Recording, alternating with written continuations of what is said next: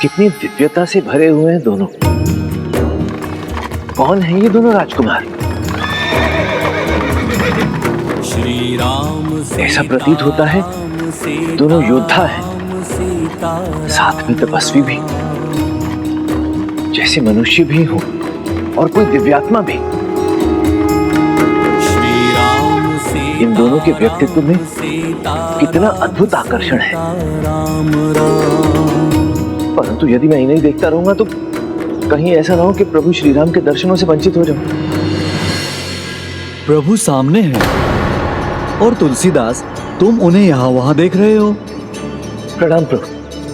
कहाँ है प्रभु श्री राम? कहाँ है? वहां है। जिन्हें तुमने राजकुमार समझा वो प्रभु श्री राम और भैया लक्ष्मण ही तो थे। तुम भी उन्हें पहचान ना सके और ध्यान से उनके दर्शन भी ना कर सके।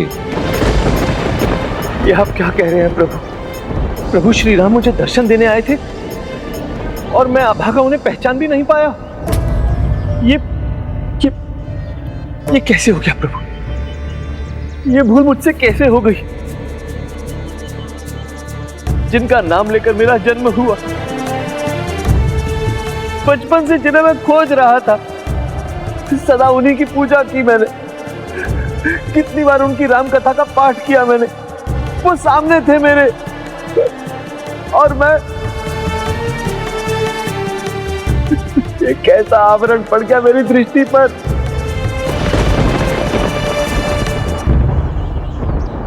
मेरे प्रभु श्री राम, उन्होंने तो अपना वचन निभाया, मुझे दर्शन देने भी आए, परंतु मैं उन्हें पहचान भी नहीं पाया।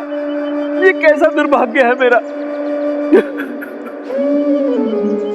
प्रभु श्री राम की भक्ति में ऐसा सुख है कि वो सभी दुखों को दूर कर देता है। श्री राम भक्त तुलसीदास, तुम भी अपने अश्रु पोंछ दो, क्योंकि दर्शन का अर्थ तो प्रभु के झलक पाना नहीं, अपितु भगवान और भक्त दोनों को एक दूसरे को मन भरकर देख पाना होता है। तभी तो दर्शन संपन्न होता है। प्रभु, आप इस तरह की बातें करके केवल मेरे व्यथित मन को शांत कर रहे हैं ना,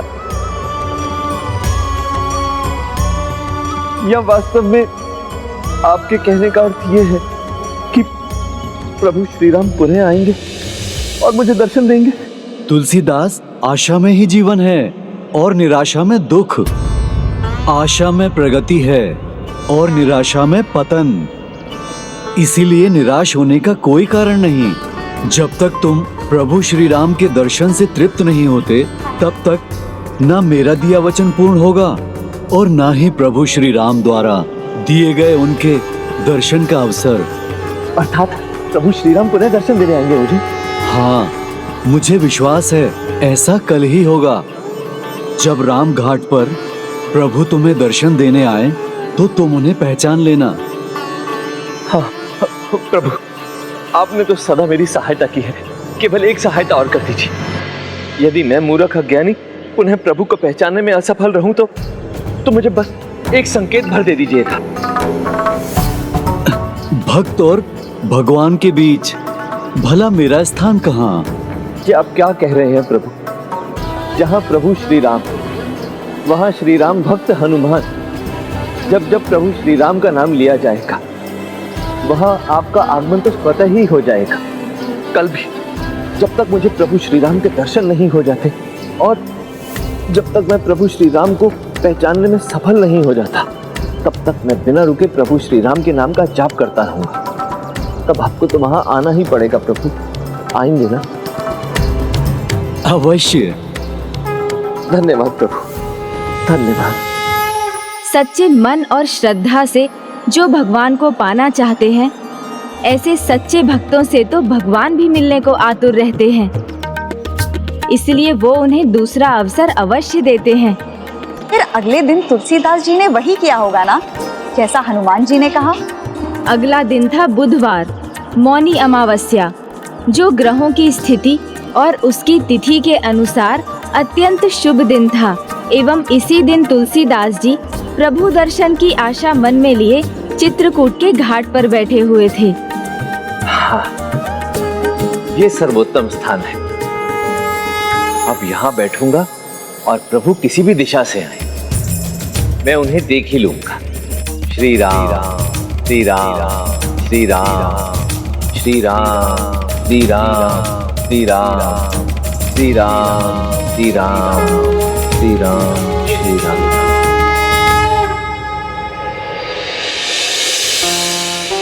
ये वृद्धा चंदन घिसते घिसते थक रही है, मैं इनकी सहायता करता हूँ।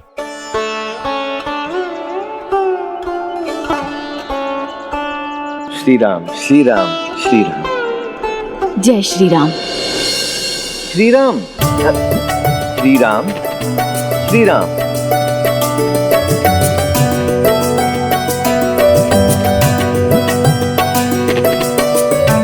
श्री राम श्री राम। प्रणाम संत महाराज जी। श्री राम। प्रणाम संत महाराज जी। श्री राम श्री राम। प्रणाम श्री संत राम। महाराज जी। श्री राम श्री राम श्री राम। श्री राम श्री राम। श्री राम। यदि प्रभु का नाम लेकर महान संत तुलसीदास जी आशीष दे सकते हैं, तो हम लोग भी श्री राम कहकर एक दूसरे को प्रणाम कर सकते हैं। श्री राम श्री राम। श्री राम श्री राम श्री राम श्री राम श्री राम श्री राम श्री राम श्री राम श्री राम श्री राम श्री राम भीतर बाहर रहूं, जो चाह श्री राम श्री राम जो श्री राम श्री राम श्री राम श्री राम श्री राम श्री राम श्री राम। प्रभु दर्शन देने आए हैं, किंतु भक्त तुलसीदास का ध्यान तो चंदन घिसने में ही लगा हुआ है। श्री राम श्री राम श्री राम श्री राम श्री राम। भक्त तुलसीदास, आज तो अपने प्रभु श्री राम को पहचान लो। श्री राम तुलसी राम, भरोसे श्री राम, राम के निर्भय हो के सोए, अनहोनी होनी नहीं, होनी हो सो होए। प्रभु श्री राम को देखकर अपनी दृष्टि फेर ली तुलसीदास ने। श्री राम श्री राम। जिनके दर्शन के लिए प्रभु भक्त सदा व्याकुल रहते हैं, आज वो सामने खड़े हैं और भक्त अपने भगवान को पहचान नहीं पा रहा। लगता है अब मुझे ही जाके तुलसीदास की सहायता करनी होगी। चंदन का लेप बना रहे हैं। जय श्री राम जय। जब तक तुलसीदास अपने प्रभु को पहचानने का प्रयास न करें, मेरा वहां जाकर हस्तक्षेप करना अनुचित होगा। श्री राम श्री राम इतना सारा चंदन लेप। श्री राम श्री राम। उचित नहीं है। मुझे चंदन का तिलक लगा देंगे क्या? श्री राम श्री राम श्री राम श्री राम श्री राम श्री राम।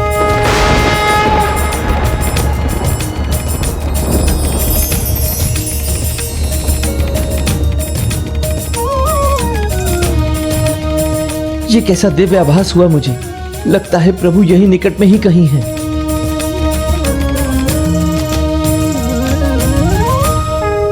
निकट ही नहीं, प्रभु तो सामने ही हैं। उन्हें ध्यान से देखो तुलसीदास, पहचानो उन्हें।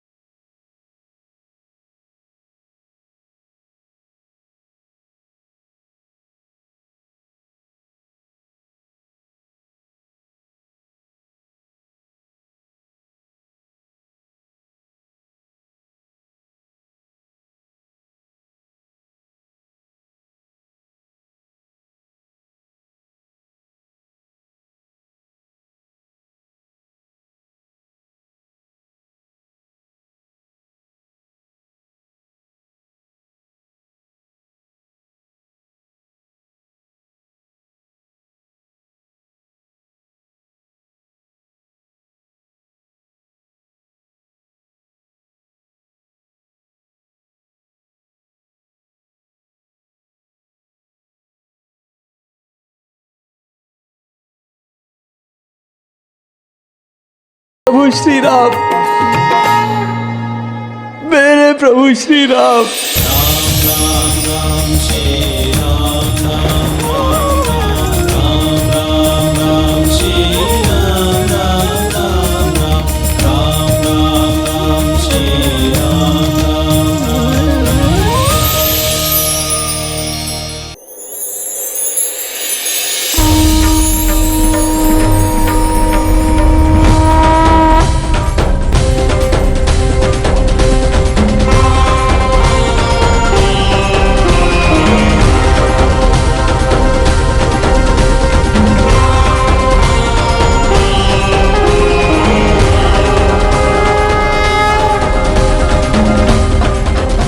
प्रभु, आपके मुख का दर्शन उस तरवर की छाया के समान है जो भीषण गर्मी में तपते शरीर पर पड़ उसे शीतलता प्रदान करती है। वर्षों से बंजर पड़ी उस धरती पर पड़ी वर्षा की उस बूंद के समान है जो बंजर भूमि पर गिरकर उसमें नए प्राणों का संचय कर देती है। आपके दर्शन कर आज मेरे जीवन में प्राण लौट आए प्रभु। मेरे जीवन की अमावस्या पूर्णिमा में परिवर्तित हो गई प्रभु। मैं आपका कितना भी धन्यवाद करूं कम है प्रभु। तुम्हारा सदा कल्याण हो भक्त तुलसीदास।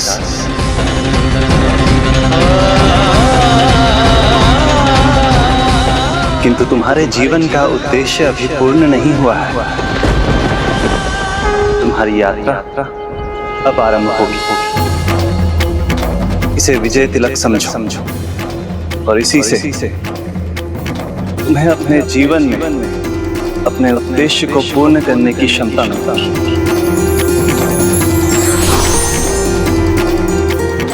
लीजिए, हो गया।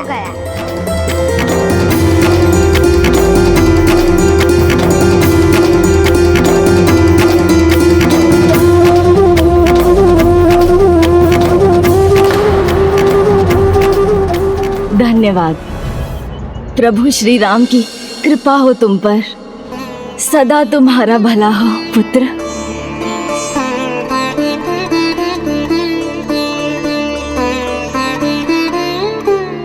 भक्त तुलसीदास, अब तो तृप्त हुए ना तुम? प्रभु, मरुभूमि भी क्या कभी सावन की फुहार से तृप्त होती है? आज प्रभु के दर्शन करके मैं संतुष्ट अवश्य हो गया, परंतु प्रभु श्री राम के मनोहर मुख के दर्शन करने के पश्चात मन को जो सुख, जो आनंद मिला, मन सदैव उसी में ही रहना चाहता है। सत्य कहूं तो प्रभु दर्शन का अमृत पान तो मैं बार बार करना चाहूंगा। तुम विश्वास रखो, प्रभु कृपा तुम पर बनी रहेगी। इसीलिए तुम्हारे मुख पर चिंता का भाव मैं समझ नहीं पा रहा। प्रभु, ये चिंता नहीं है, मैं विचार कर रहा हूं, क्योंकि आज तक मैं यही समझता आया था कि मेरे जीवन का एकमात्र उद्देश्य प्रभु श्री राम के दर्शन करना है। परंतु आज प्रभु श्री राम ने स्वयं मुझसे कहा कि मेरे जीवन की वास्तविक यात्रा तो अब आरंभ हुई है। तो ऐसे में मेरे जीवन का उद्देश्य क्या है? मैं स्वयं इसका अनुमान नहीं लगा पा रहा। तुलसीदास, यदि व्यक्ति गहन विचार करे तो जीवन के सारे रहस्य खुल जाते हैं और भविष्य का मार्ग दिखाई देने लगता है। यदि आवश्यकता है तो जीवन के प्रत्येक संकेत को समझने की और उन्हें आत्मसात करने की, और जो कुछ भी वो सुने उस पर विशेष ध्यान देने की। जो आज्ञा प्रभु।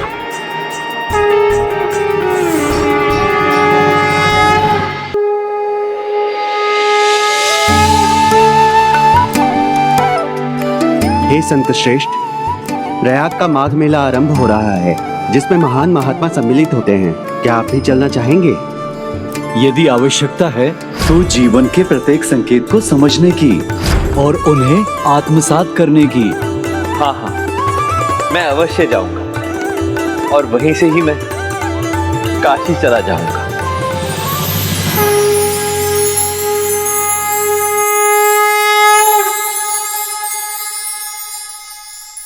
प्रभु श्री राम के दर्शन का सौभाग्य मिले तो सभी दुर्भाग्य अपने आप ही मिट जाते हैं। अब तुलसीदास जी के मन में यदि अज्ञानता का, उनकी आत्मा में किसी विकार का छोटा सा भी अंश शेष था तो वो प्रभु दर्शन से मिट गया। इसलिए वो अब अपने जीवन के महान लक्ष्य के लिए पूर्ण रूप से तैयार थे। तो फिर अब किस बात का विलंब था? एक संकेत का, जिससे सभी रहस्य खुल जाएं। जय श्री राम। जय श्री राम। जय श्री राम। जय श्री राम। जय श्री राम बंधु। जय श्री राम। प्रणाम महंत जी। जय श्री राम प्रभु। आज रात को आपके रुकने की व्यवस्था हमें करने दीजिए। मेरा ये आतिथ्य स्वीकार कीजिए। मैं और मेरी पत्नी प्रहलाद घाट के अपने छोटे से घर में प्रयाग मेले में आए ऋषियों और साधुओं की सेवा करते हैं। आशा है आपको हमारी सेवा स्वीकार होगी। हाँ, अवश्य स्वीकार है। राम नाम मणिदीप धरूं, जिह देहरी द्वार, तुलसी भीतर बाहिर हो, जो चाहसी उजियार। अद्भुत स्वामी, लगता है एक महान संत के साथ साथ एक महाकवि की सेवा सत्कार का अवसर मिला है हमें। आइए आइए, आपका स्वागत है। यहाँ आसन ग्रहण कीजिए।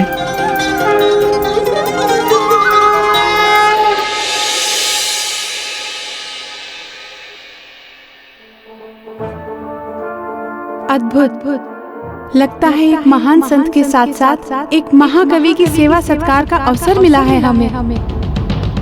कदाचित यही मेरी योग्यता है और कवि बनना ही मेरे जीवन का उद्देश्य है।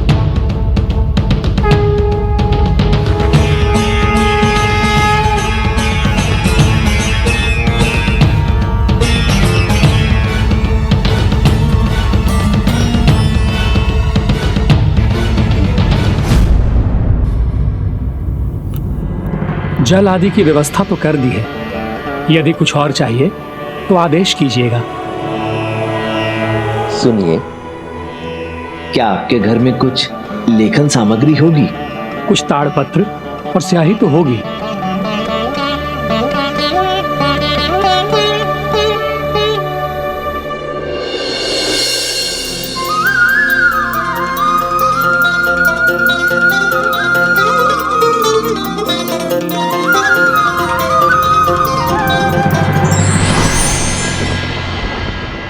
ये क्या?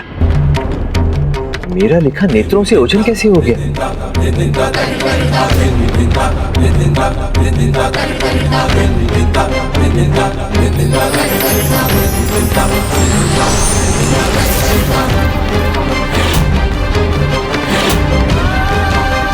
ये क्या हो रहा है? हे प्रभु, ये क्यों हो रहा है? यदि कवि बनना ही मेरे जीवन की नियति है, मेरे जीवन का उद्देश्य है, तो मैं कुछ लिख क्यों नहीं पा रहा हूं?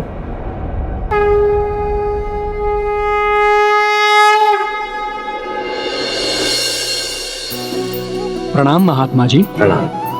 आप स्नान ध्यान पूजा कर लौट भी आए? जी। कल जो आपने कहा था बहुत सुंदर था। यदि आप बुरा न माने तो वो 2 पंक्तियां लिखकर आप मुझे देने की कृपा करेंगे? मैं उनको आपकी स्मृति मानकर सहेज कर रखूंगा। किंतु कल तो मैं कुछ लिख ही नहीं पाया।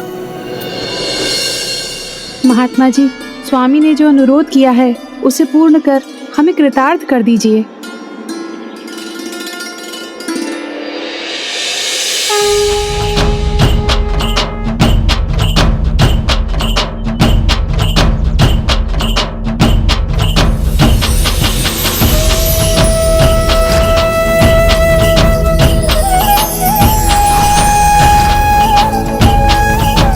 सुंदर, अति सुंदर। शब्दों को कितना सुंदर स्वरूप दिया है आपने।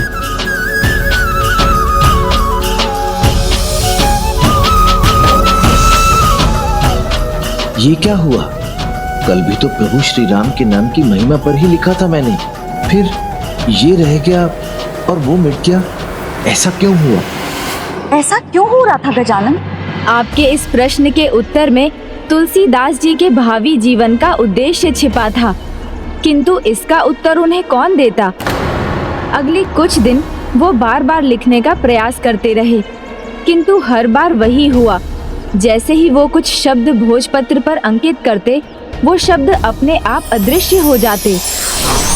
इस प्रकार 7 दिन बीत गए और प्रयाग मेला के अंतिम दिन तुलसीदास जी लौटने की तैयारी करने लगे। महात्मा जी,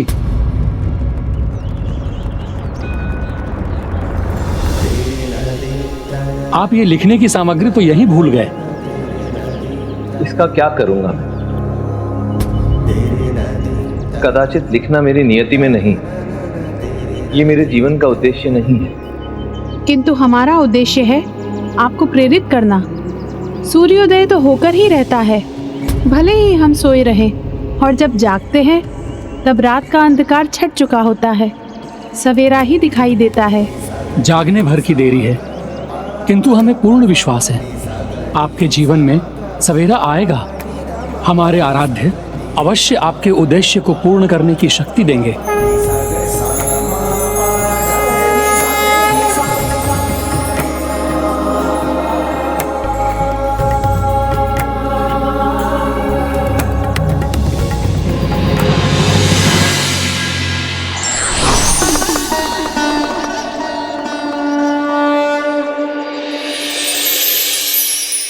हे प्रभु, आपने सदैव मेरा मार्ग प्रशस्त किया है। बस एक बार और मुझे मार्ग दिखाने की कृपा करें।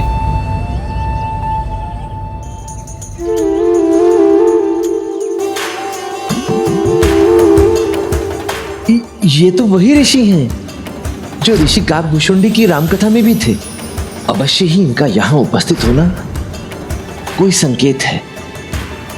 कदाचित अब यही मुझे बताएंगे कि मुझे अब आगे क्या करना है।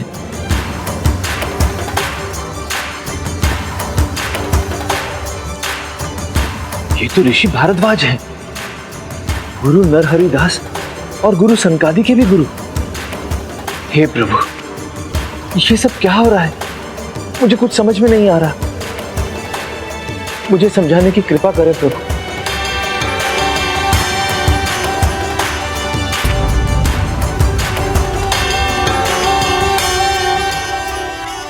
ये पावन राम कथा भगवान का परम पद प्रदान करती है।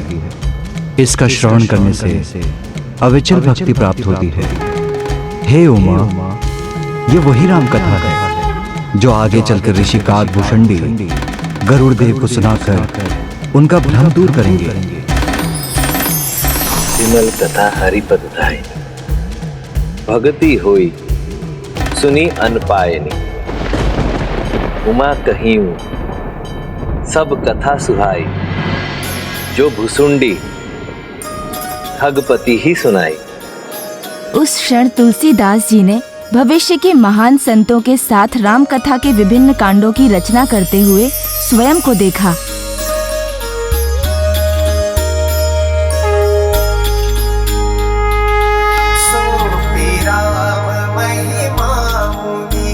सोपी राम महिमा मुनि राय, शिव उपदेशु करत करिदाया। राम कवन प्रभु पूछहु तो ही, कहिए बुझाई कृपा निधि मोही। ये क्या है? तुम्हारे भावी जीवन की ये एक झलक है महाकवि तुलसीदास।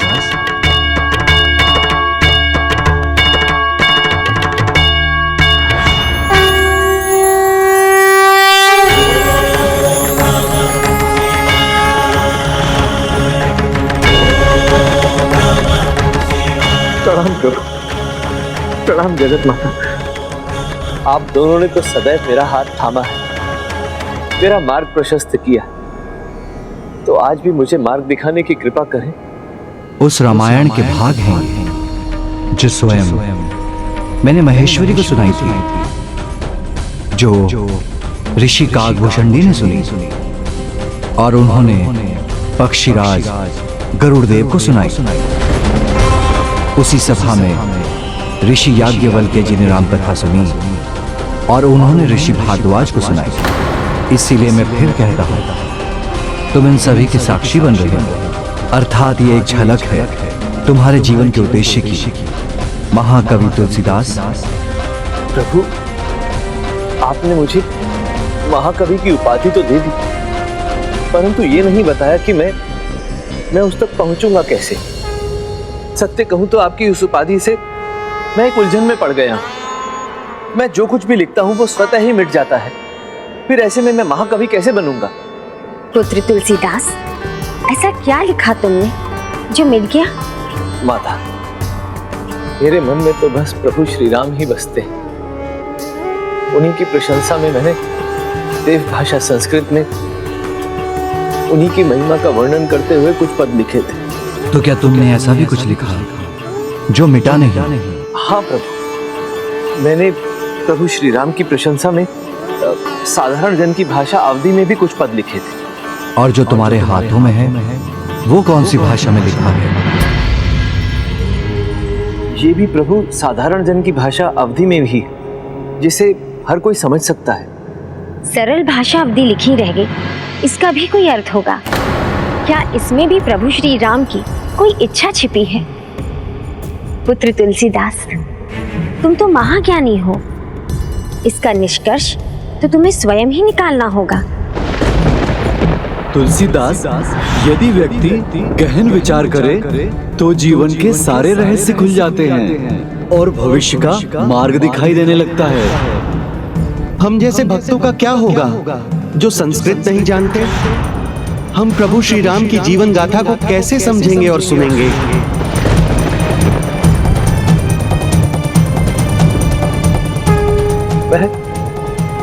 मैं समझ गया प्रभु।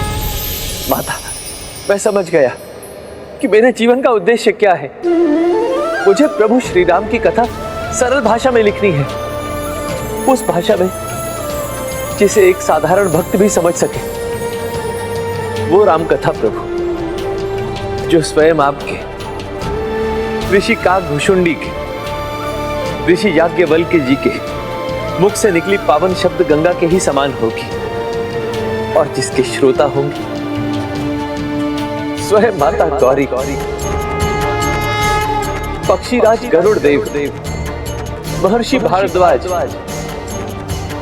और ये समस्त संसार। यही है तुम्हारे जीवन के उद्देश्य का सुप्रभात। अब तुम प्रभु श्री राम की पावन नगरी अयोध्या जाओ और वहाँ राम कथा लिखना आरंभ करो पुत्र। जो आज्ञा माता, जो आज्ञा प्रभु। कल्याण। जगत पिता और जगत माता का आशीर्वाद जिसे मिल जाए वो सफलता की ओर ही बढ़ता है।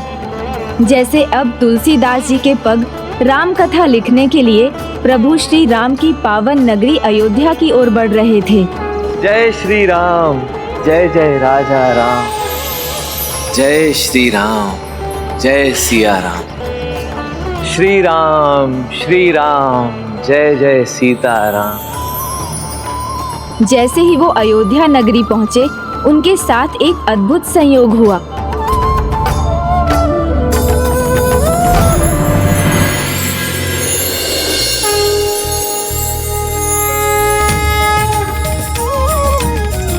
जय श्री राम, जय पावन नगरी अयोध्या की।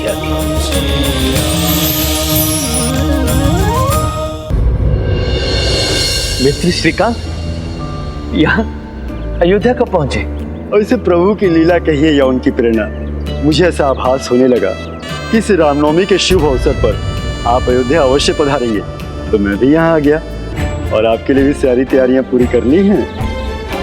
बताओ, प्रभु की भक्ति में इतना तल्लीन हो गया कि रामनवमी के विषय में ही भूल गया। कृपया मुझे बताइए कि रामनवमी का शुभ दिन कब है? आज ही तो है वह शुभ दिवस। आज चैत्र शुक्ल पक्ष का 9वां दिन है और संयोगवश आज भी ग्रह नक्षत्रों की वही दशा है जो श्री राम जन्म दिवस पर थी। ये क्या कह रहे हो मित्र? इतना अद्भुत संयोग? प्रभु श्री राम कथा लिखना आरंभ करने के लिए आज के दिन से अधिक शुभ दिन तो कोई हो ही नहीं सकता। लिखना या श्री राम कथा का पाठ करना? लिखना मित्र, लिखना। प्रभु ने मुझ पर कृपा की और मुझे संकेत ही नहीं आदेश भी दिया, मुझे मेरे जीवन के उद्देश्य से अवगत करवाया। अब मुझे समझ में आ गया मित्र कि मेरे जीवन का मुख्य उद्देश्य प्रभु श्री राम की कथा को साधारण भाषा अवधि में लिखना है, ताकि मैं उसे जनमानस तक पहुंचा सकूं। और इस कार्य के लिए आज से अधिक शुभ दिवस तो हो ही नहीं सकता। तो फिर आइए मेरे साथ, आपका आश्रम आपके आगमन की प्रतीक्षा कर रहा है। चलिए जी। आज प्रभु श्री राम का जन्म दिवस है, रामनवमी का पावन अवसर है, परंतु मुझे अचरज हो रहा है ये देखकर कि आज स्वयं प्रभु श्री राम की जन्मभूमि में ही उनके जन्म दिवस को लेकर कोई उत्साह नहीं है। तुलसीदास जी, ये सभी प्रभु श्री राम को, उनकी भक्ति को ही भूल चुके हैं। इन्हें याद दिलाना होगा, प्रभु श्री राम के महत्व को समझाना होगा और उन्हें ये बताना होगा कि अयोध्या नगरी में जन्म लेना मात्र ही बहुत बड़ी सौभाग्य की बात है। समझेंगे, अवश्य समझेंगे ये सब भी, क्योंकि इन्हें समझाने वाले और इस अयोध्या नगरी का उद्धार करने वाले मेरे गुरु ज्ञानदत्त शास्त्री इसीलिए तो काशी से यहाँ पधारे हैं।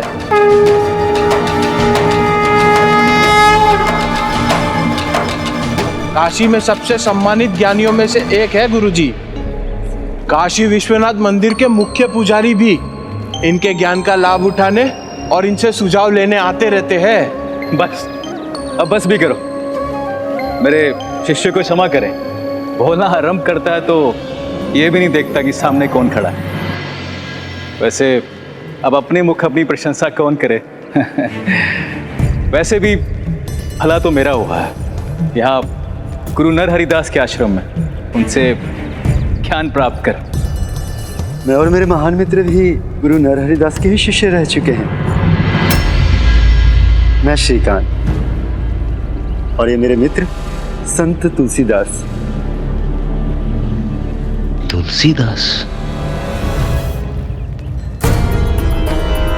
गुरुदेव, इसमें इसका कोई दोष नहीं है, यह तो मेरी सहायता कर रहा था। एक छोटी सी चोट क्या लगी तुमने तो इतना बड़ा बहाना बना दिया। ओह, तो इसका स्वभाव आज तक नहीं बदला। बचपन में गुरुजी के सामने अच्छा बनता था, अब स्वयं को संत कहलवाता है। कुछ तुम्हारी याद तो है, तुम वो कुछ कविताएं लिखा करते थे ना, 2-4 साधारण छंद भी लिखे थे तुमने। निज दुख गिरी सम रज करी जाना, मित्र को दुख रज मेरु समाना। सही कहा था तुमने, मित्र का दुख पर्वत के समान होता है, जो मुझे हो रहा है। तुम्हें इस दरिद्रता की दयनीय अवस्था में देख, ये क्या है तुम्हारे हाथों? तुम्हारी वो तुच्छ कविताएं, क्या कहलवाना चाहोगे इनको? तुलसीदास के दोहे? हाँ? तुलसीदास जी जो ग्रंथ लिख रहे हैं उसका नाम होगा तुलसी रामायण। और क्षमा कीजिएगा ज्ञानदत्त जी, किंतु ज्ञानी व्यक्ति वह होता है जिससे मिलकर कोई भी व्यक्ति स्वयं को निम्न होने का भान न करे। और आपकी जानकारी के लिए ये बता देना चाहता हूं कि संत तुलसीदास जी न सिर्फ एक अच्छे कथावाचक हैं, बल्कि कथा विशारद भी हैं। और जो उनके हाथों में आप ताड़पत्र देख रहे हैं, इसके ऊपर ये अति शीघ्र श्री राम कथा लिखेंगे।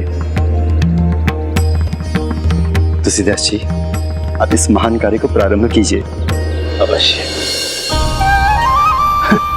राम कथा तो दूर की बात है, ये तो 2-4 अध्याय भी नहीं लिख सकेगा। नहीं श्रीकांत, अभिमान ज्ञान का शत्रु होता है और क्रोध बुद्धि का। चलो।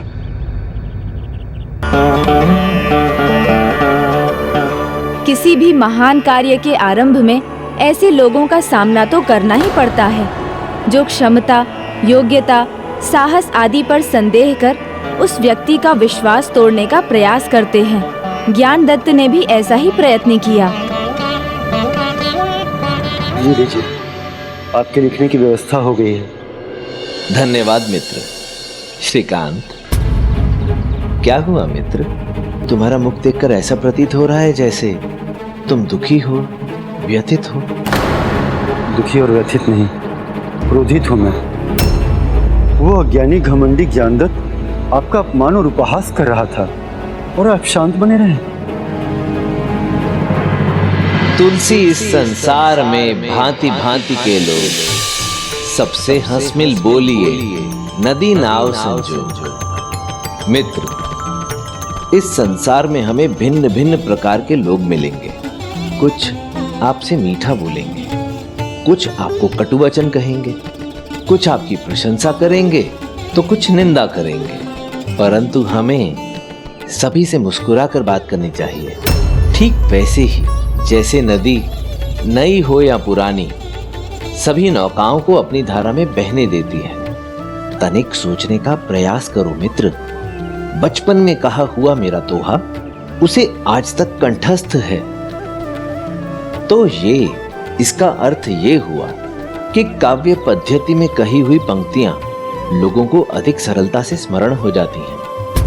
कभी कभी निंदा में भी कोई संदेश छिपा होता है। आवश्यकता होती है तो केवल उस संदेश को पहचानने की। मैंने निश्चय कर लिया है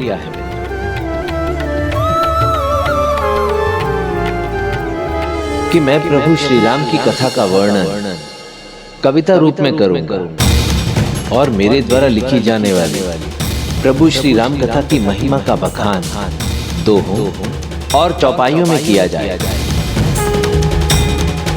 जो कड़वाहट में भी मिठास ढूंढ ले, यदि उनकी लेखनी लिखेगी तो निश्चय ही इतिहास की धारा मोड़ देगी।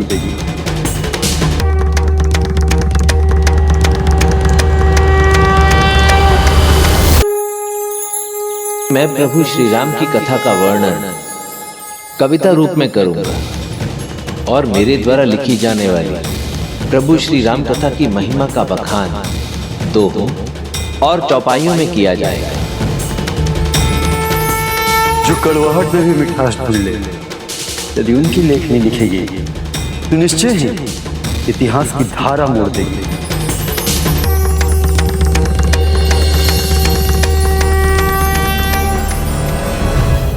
अद्भुत! तुलसीदास जी ने जो किया वो विष से अमृत निकालने के समान था। ज्ञानदत्त के वचनों ने भी अपने लिए प्रेरणा ढूंढ ली।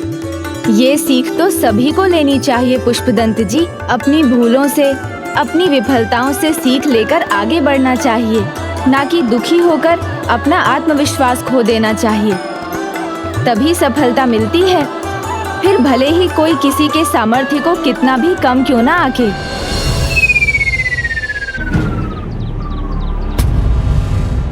ये शिष्य क्या देख रहा है?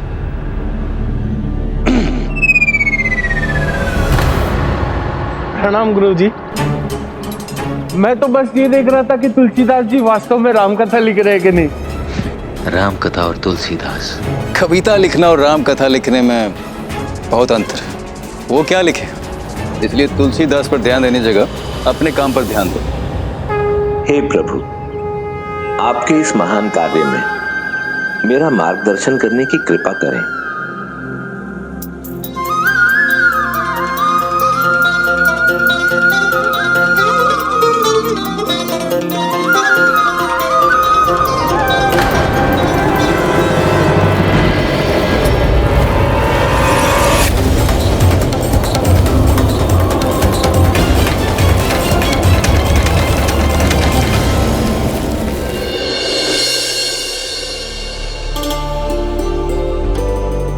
ये लीजिए।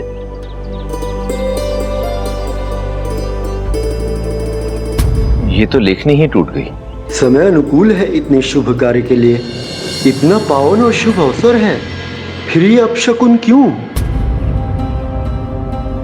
ये तो मुझे ज्ञात नहीं मित्र, परंतु इतना अवश्य ज्ञात है कि ये सभी बाधाएं, ये सभी विघ्न अत्यंत छोटे हैं, परंतु मेरा उद्देश्य वो अत्यंत महान है। स्वयं प्रभु ने ही तो मेरा मार्गदर्शन किया है। इस उद्देश्य के लिए मुझे आशीर्वाद दिया है। इसमें मुझे कोई संदेह नहीं कि यही मेरे जीवन का उद्देश्य है, यही मेरी नियति है।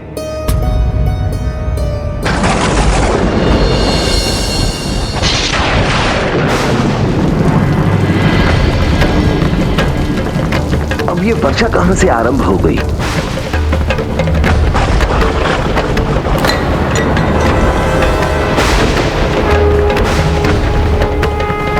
यदि ये आपके जीवन का उद्देश्य है और ये अपशकुन नहीं, तो ये विघ्नों की झड़ी क्यों लगी हुई है? ये विघ्न थम क्यों नहीं रहे हैं? ये विघ्न थम क्यों नहीं रहे हैं? ये विघ्न थम क्यों नहीं रहे हैं?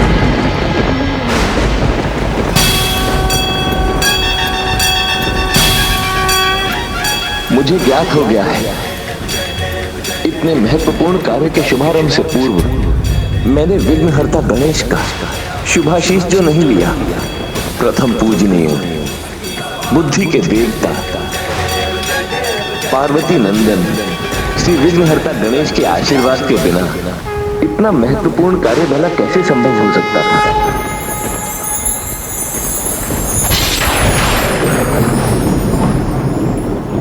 हे प्रभु, हे प्रथम पूजनीय, हे श्री विघ्नहर्ता गणेश, आज रामनवमी के पावन अवसर पर मैं तुलसीदास प्रभु श्री राम की कथा अवधी भाषा में लिखने से पूर्व आपकी वंदना में, आपकी स्तुति में कुछ पंक्तियां आप ही को समर्पित करता हूं। जो सुमिरत सिद्धि हो, गणनायक करी बर बदन, करऊ अनुग्रह सो, बुद्धि राशि शुभ गुण सदन, नील सरोरुह श्याम, तरुण अरुण बारिज नयन, करऊ सुमम उर्धा, करऊ सुमम उर्धा, सदा क्षीर सागर। ये सब कैसे संभव हो रहा है? आश्चर्य, वर्षा रूपीय विघ्न जैसे अचानक प्रकट हुआ था, वैसे ही मिट भी गया। प्रभु तेरी महिमा गाए, बप्पा तेरा ही गुण गाए, बप्पा तेरा ही गुण गाए, बप्पा तेरा ही गुण। हे प्रभु, बप्पा तेरा ही हरि अनंत, हरि कथा अनंता। यदि सभी नदियों का जल स्याही बन जाए और यदि संपूर्ण धरती कागज बन जाए तो भी प्रभु का गुणगान उसमें समा नहीं सकता। और इतना सब कुछ लिखने के लिए मुझ में बुद्धि भी तो नहीं है भगवान। इसलिए हे बुद्धि के देवता, मेरी बुद्धि को इतना समर्थ बना दीजिए कि मैं प्रभु श्री राम की कथा अपने शब्दों में उतार सकूं। प्रभु श्री राम की लीला को जीवंत बना कलियुग को भक्ति, धर्म और मर्यादा की ओर प्रेरित करने में अपना भाग निभा सकूं। कल्याण हो तुलसीदास जी। लेखन की इस पूर्ण अवधि में मेरा आशीर्वाद सदा आपके साथ रहेगा।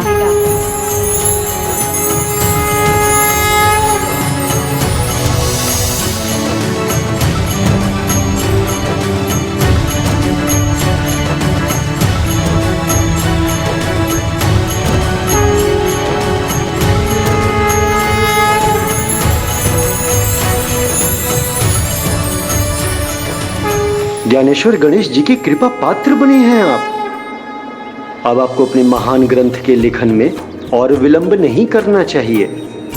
हे प्रभु, आपका कोटि कोटि धन्यवाद।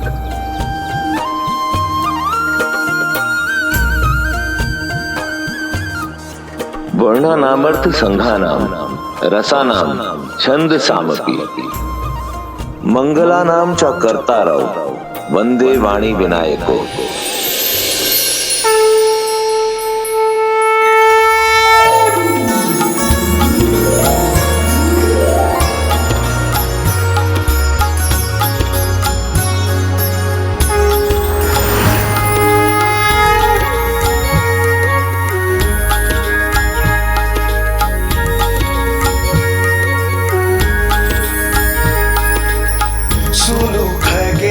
रघुपति प्रभुताई कहु जथावती कथा सुहाई, जेहि विधि मोह भयउ प्रभु मोहि, सो सब कथा सुनाऊं तोहि। लेखन आरंभ करते ही प्रथम पृष्ठ पर ही तुलसीदास जी ने मेरी और माता सरस्वती की वंदना में श्लोक रचे।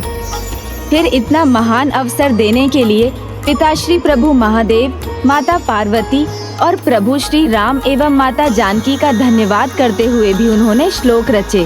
फिर उन्होंने संकट मोचन महाबली हनुमान जी की प्रार्थना की, देवी देवताओं के प्रति अपनी कृतज्ञता व्यक्त की, उन मनुष्यों को भी धन्यवाद किया जिन्होंने भिन्न भिन्न समय पर उनकी सहायता की, जैसे ब्राह्मण दंपति और वो उन ब्रह्म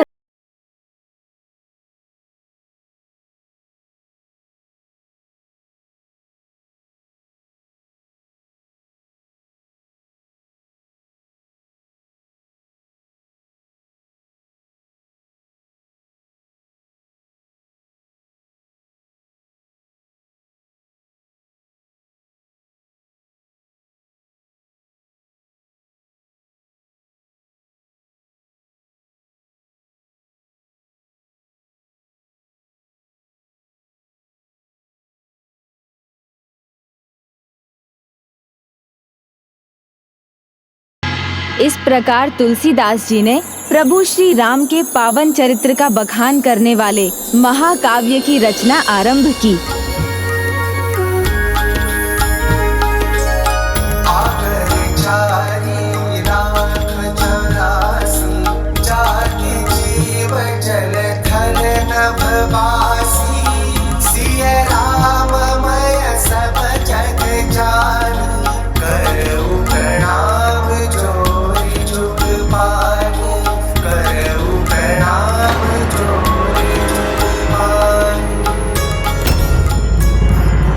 ये सब बैठे मेरी सभा में और सुन उसे रहे, और वो ऐसा कह ही क्या रहा है। साधारण सी भाषा में थोड़ी सी तुकबंदी तो की है उसने।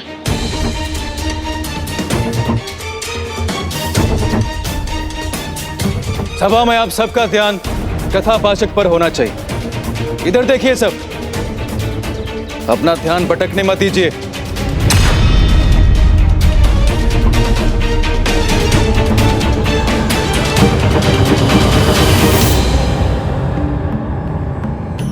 बालकांड। सादर सिवही नाई अब माथा, बरनऊ बिसद राम गुण गाथा। संबत सो रहते एक दिशा, करऊं कथा हरि पद धरि सीसा। नौमी भाम बार मधुमासा, अवधपुरी यह चरित प्रकाशा। यही दिन राम जन्म श्रुति गावहीं, तीरथ सकल तहाँ चलिया वहीं। असुर नाग खग नर मुनि देवा, आई करहीं रघुनायक सेवा। जन्म महोत्सव रचहि सुजाना, करहि राम कल कीरति गाना।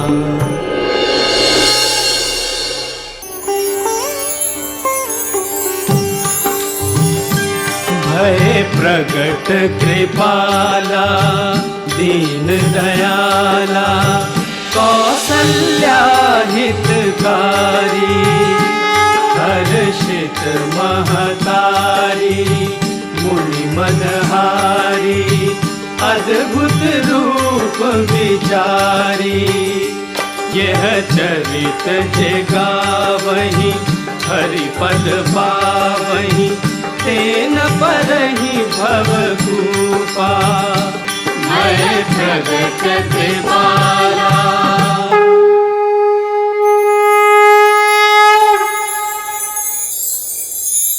विप्र धेनु सुर संत हित, लीन मनुज अवतार, निज इच्छा निर्मित तनु, माया गुण गोपाल।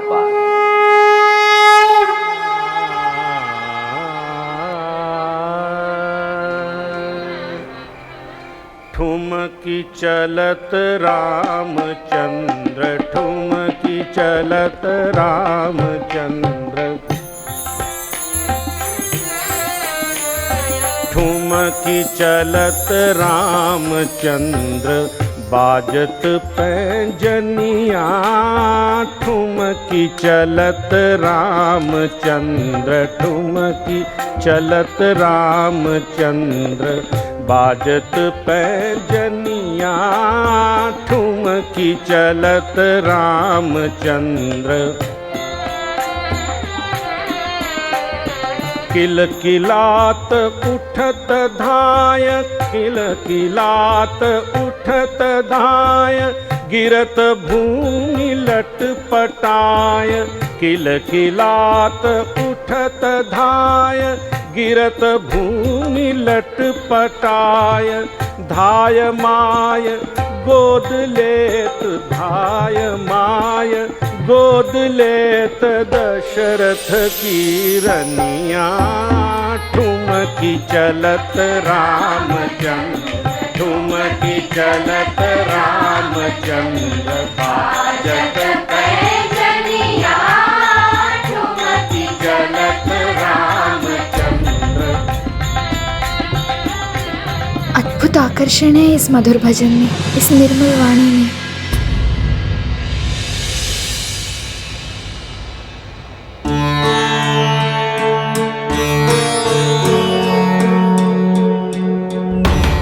कहाँ गए सबके सब? वो रहे गुरुजी।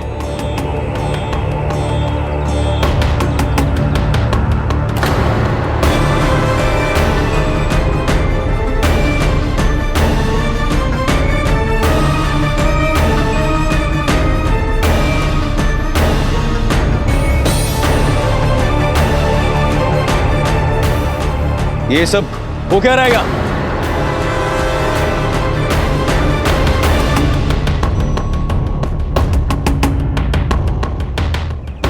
वह मैं ज्ञान का भंडार, ज्ञान तत्व प्रवचन देने के लिए तैयार बैठा, और तुम लोग इस डोंगी को सुनने आगे। आत्मा तर्क करनी है तो मेरे साथ आओ।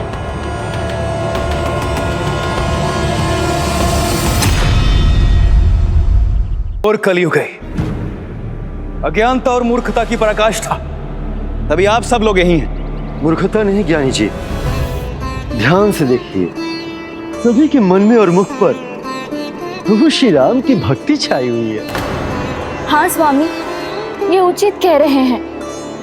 ऐसा अनुपम भक्ति भाव है इनकी वाणी में, जो सुने निहाल हो जाए। आप भी सुनिए ना। स्वयं मेरी पत्नी, मेरी अर्धांगिनी यहाँ पहुंच गई। बड़ा शली है। भक्तजनों, आप सबकी दुविधा का समाधान तो अत्यंत सरल है। आप सबको अपना ध्यान प्रभु श्री राम कथा का वाचन करने वाले में अथवा प्रभु श्री राम के भजन गाने वाले में नहीं केंद्रित करना चाहिए, एकमात्र प्रभु श्री राम पर ही होना चाहिए। ऐसे में ध्यान भटकेगा ही नहीं। और हाँ, प्रभु श्री राम पर लिखे दोहों और चौपाइयों को सुनने के लिए आपको यहाँ आकर मुझे देखने की भी कोई आवश्यकता नहीं है। उन्हें तो आप स्वयं ही जान जाएंगे। व्यर्थ के शब्द सुनने के लिए नहीं रुकूंगा मैं यहाँ। और जिन्हें अपना और अपने बालकों का सुनहरा भविष्य तय करना है, वो मेरे साथ चलेंगे।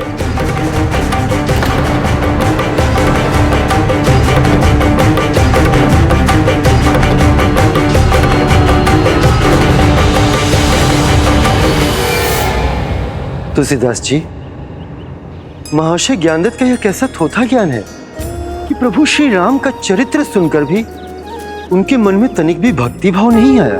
प्रेम मगन कौशल्या निसिदिन जात न जान, सुत स्नेह बस माता, बाल चरित कर गान। स्वयं माता कौशल्या जिन्हें देखकर अपनी सुध-बुध खो बैठती है, सारा दिन उन्हीं के ध्यान में मगन रहती है। ऐसे प्रभु श्री राम के गुणगान से जो वंचित रह गया, ये उसका दुर्भाग्य है।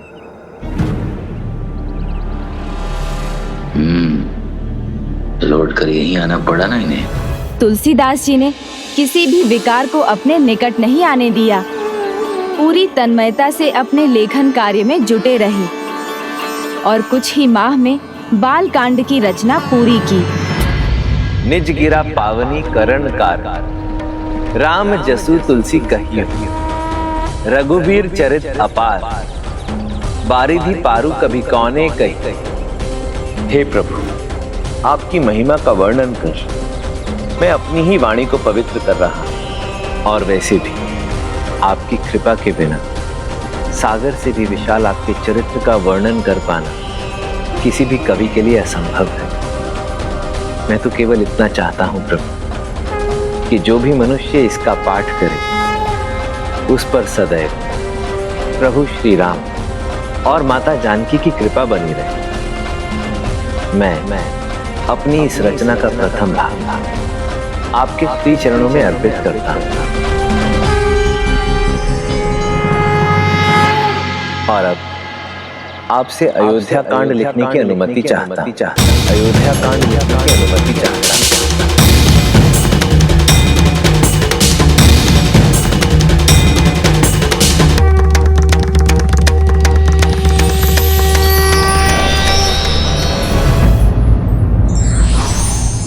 सफलता द्वेष पर नहीं, उद्देश्य पर ध्यान देने से मिलती है।